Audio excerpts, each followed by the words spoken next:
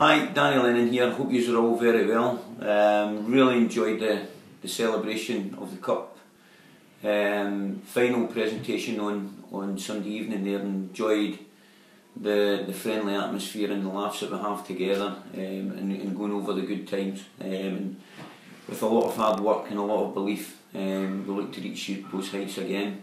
A phrase that is often used by many managers when their team is going through a bad run of form is that we need to get back to basics, and I firmly believe that's what's needed for us right now at this early stage of the season.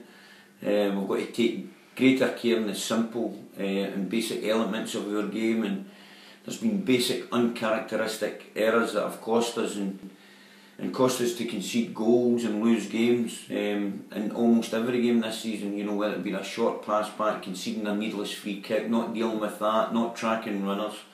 And if we take care of these basic elements of the game with greater care, then I certainly believe that the results will start to take care of themselves. And I repeat that these basic errors are uncharacteristic of the players that we have at this football club, and I've got the greatest respect for each and every single one of our players who have shown time and time again, that throughout their careers that they have great ability and the character that allow them to perform at this level week in and week out.